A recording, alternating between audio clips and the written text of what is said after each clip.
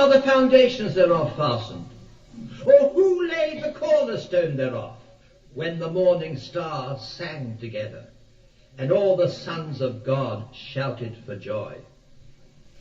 Or who shut up the sea with doors, when it brake forth, as it had been issued out of the womb, when I made the cloud the garment thereof, and thick darkness a swaddling band for it? And I prescribed for it my decree, and set bars and doors, and said, hitherto shalt thou come, but no further, and here shall thy proud waves be stayed.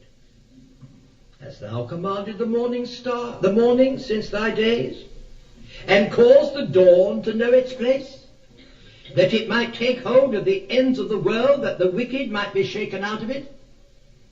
Wickedness is usually done at night time. But when the dawn comes, the wicked are shaken out of it. That's what it means. It is changed as clay under the seal, and all things stand forth as a garment in the light of the dawn. And from the wicked their light is withdrawn. Their light was darkness. Now it's been withdrawn, and their high arm shall be broken. Hast thou entered into the springs of the sea? Or hast thou walked in the search of the depth? Have the gates of death been opened unto thee? Or hast thou seen the doors of the shadow of death? Hast thou perceived the breadth of the earth? Declare if thou knowest it all. Where is the way where light dwelleth? And as for darkness, where is the place thereof? That thou shouldst take it to the bound thereof, and thou shouldst know the paths to the house thereof. Doubtless thou knowest, because thou wast then born, because the number of thy days is great. There's a little bit of divine sarcasm. It is. Of course you know, don't you? You know all about these things. By the way you're talking, you think you knew everything, do you? And God enumerates things which Job didn't know the first thing about. And so in chapter 38, we haven't time to read the whole of it, God passes in review the whole of creation, and in particular in chapter 38, the material creation. Then in chapter 39, God passes in review the animal kingdom. It's the most extraordinary passage, most beautiful survey. It's marvelous. It can appear in hardly any other scripture. Way back in eternity, these ancients, oh, how they knew the book of nature. First of all, the material creation, and then the vast array of the animal kingdom is passed in review in chapter 39. And with regard to it all, God asks Job certain questions. I've counted them up, and in these 2 chapters, God asks Job 35 questions in all. And he wants an answer. Stand up, be a man.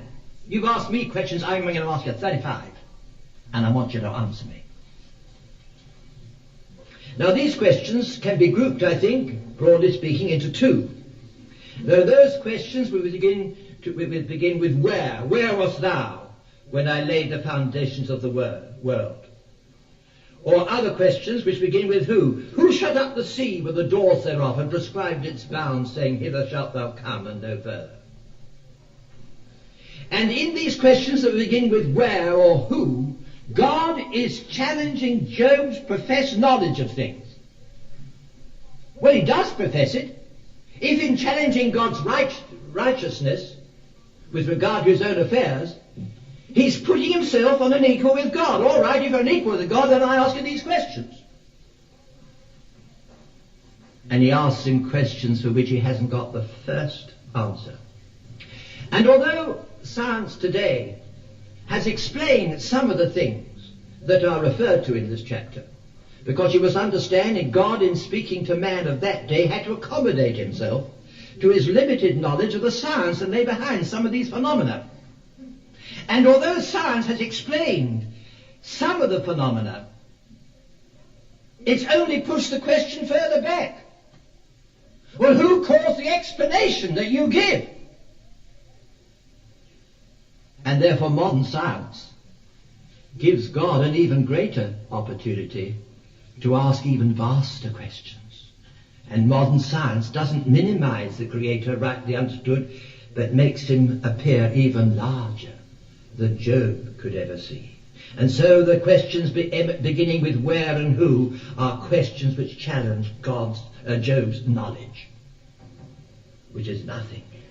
And then there are other questions beginning, hast thou, canst thou. Verse 12, hast thou commanded the dawn since thy days?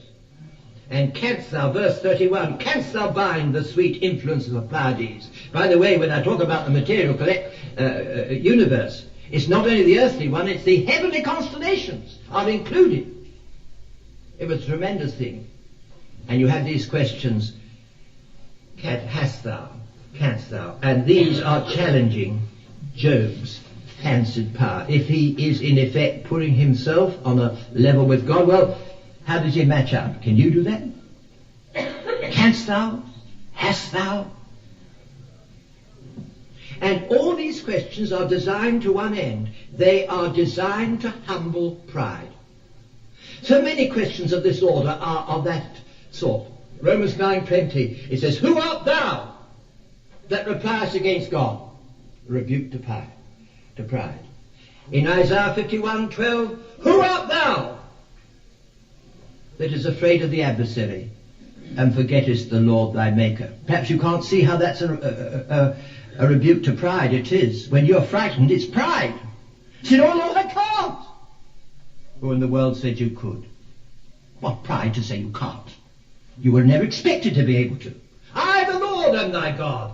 Who art thou that is afraid of the adversary and forgettest the Lord thy Maker? And so this sort of question, rhetorical if you like, is really a rebuke to his pride, and is in order to show Job that in adopting the attitude he had deeply forsaken his creaturely position.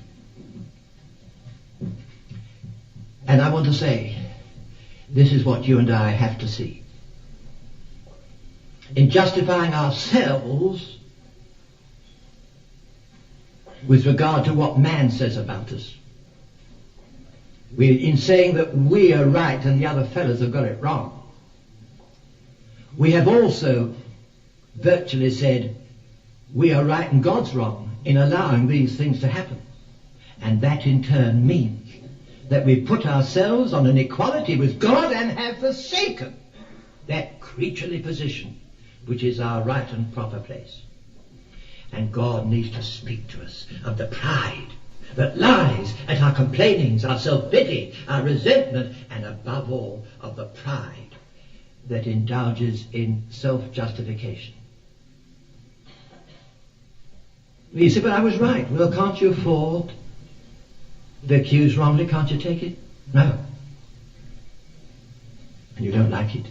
And God has to deal with us to show us what this really implies with regard to himself. And God can still do so out of the whirlwind. He still speaks to man through the mighty convulsions of nature, through the hurricanes, through the volcanic eruptions, and through straight, nice, juicy thunderstorms. I love them. I like them. And I know nothing that makes me feel my littleness and the greatness of God when I hear God moving his furniture upstairs. I tell you, it's tremendous. I don't run away, I want to enjoy it. The lightning. And I tell you, there have been times when I've been able to forget my little troubles in the light of that. I believe, friends, you who licking your wounds are so sad for yourself, having such a hard time, it would do you a world of good to stand in the midst of a mighty thunderstorm. And God can still speak to us from the book of nature. And he can still rebuke the pride that lies in our complainings. Well, we cannot read every part of this glorious writing. It's poetry of a very high order, and inspired poetry at that. How did Job respond? Chapter 40. Moreover, the Lord answered Job and said, shall he that contendeth with the Almighty, which you see me to be, take it upon himself to instruct him? He that argueth God, let him answer. That's it. I'm wanting an answer, Job. You've been arguing with me now. I've asked you some questions. I let him answer. Job, what have you got to say? Then Job answered the Lord and said, behold, Authorized Version says, I am vile. But looking at the various other versions and the margins, it obviously should be, behold, I am of small account. What shall I answer thee? I will lay my hand upon my mouth. Once have I spoken, but I will not answer further. Yea, twice I will proceed no further. And so Job has been, to quite a degree, cut down to size. I am of small account. What in the world have I been saying? Well, that's very good. That's very good. And you can get a sense of your littleness in the sight of the greatness of God in nature. And you can see perhaps you've been strutting about too much. And you may well say, in the sight of all this, I, who have been saying so much, am of small account. What in the world have I been saying? But that's not enough for God. Job hasn't got low enough yet. And so God goes on. Verse 6, then answered the Lord unto Job out of the whirlwind. He's still speaking. Gird up thy loins now like a man, I will demand of thee, and declare thou unto me. Wilt thou disannul my judgment? Will you say I'm wrong? Wilt thou condemn me that thou mayest be righteous? He hasn't got down to that yet. He hasn't got down to that. And so God goes further. And he goes on with his further review of nature. And in chapter 40 and in 41, the Lord points Job to two of the greatest monsters that he knew. Monsters before whom every man would fear, who defied man's ability to tame.